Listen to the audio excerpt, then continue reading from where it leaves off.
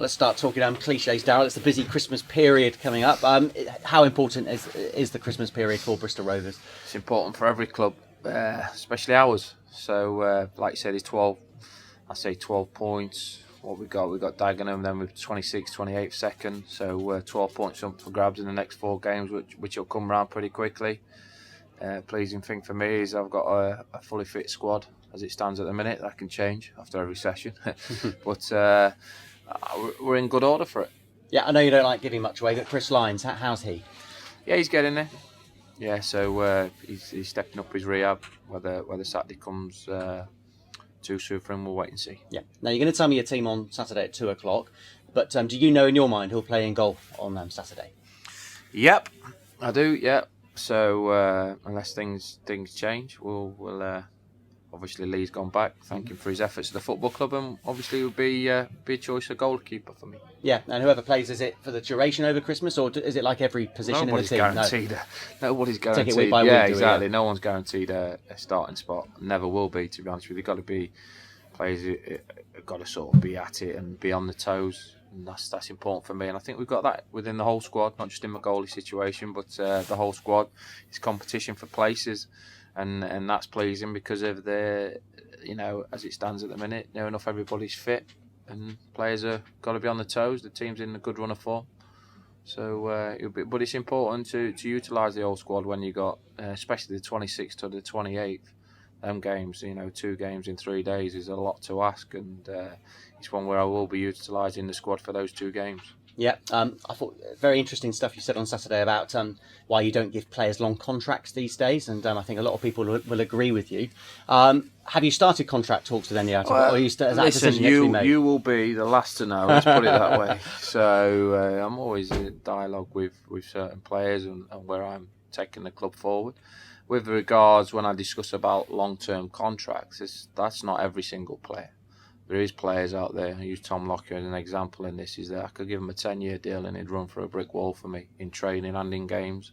But for me, there's a lot of players who, when they get the 3-year deals, especially the 3-year deals, they'll sit on the deals and you won't get as much out of them as you would if they were in the last year of the deal. Anybody tells me any different, I'm not having it. And I would say there's a high percentage of players like that. Well, that's the art of management, isn't it? It's knowing your players and knowing who you bring into the club or who's at the football club, what you'd get out of them. So we have a football club certainly in the past have been stung in that sort of environment where long-term deals have been handed out and the rewards given back to the football club and its supporters have been absolutely awful.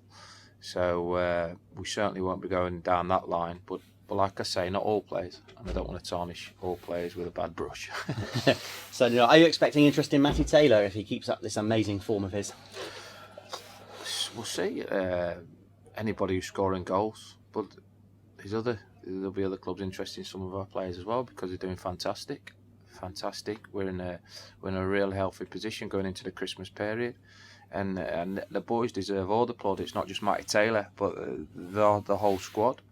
It just shows that you can build a winning environment and a team with a winning mentality over 18 months without it costing you the earth. And players that care about the football club and want to do the best for the football club and that are hungry to be more successful as individuals. And for me, Matty Taylor's, your Lockyers and the boys that are still at a very young age, because I think we've got quite a good age squad, I want them to better themselves. I want them to go and kick on their careers, and hopefully that's with ourselves. But you've got to have that hungriness and desire, and if they're doing well for the football club, that means we're doing well.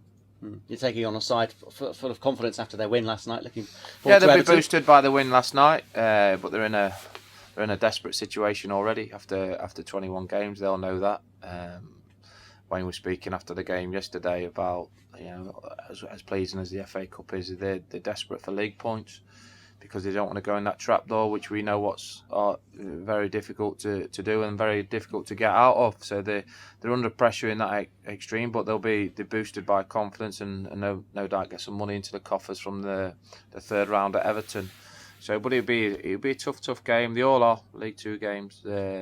and bottom of the table can beat top of the table. There's not much in the games. You see results throughout the season. You think, well, how's that happen? Well, it's happened because it's 11 men versus 11 men, and if you don't apply yourselves right, and you're not in the right frame of mind, you're getting beat whoever you're playing. They haven't won at home this season in the league, haven't they? I guess that's just a dangerous stat for you. I don't, listen, stats go out the window. I keep saying that. Stats, you can look back and they haven't done this, they haven't done that, but I'm sure they'll be trying to put that right, and we can't be going there complete. We won't anyway. Boys, I know what I'm going to get from my lads. They're going to have a right good go at it, and it's a tough place to go and play, but like you say, their own form hasn't been great. Everyone will know about Jamie Curitin. I guess he's an obvious danger man.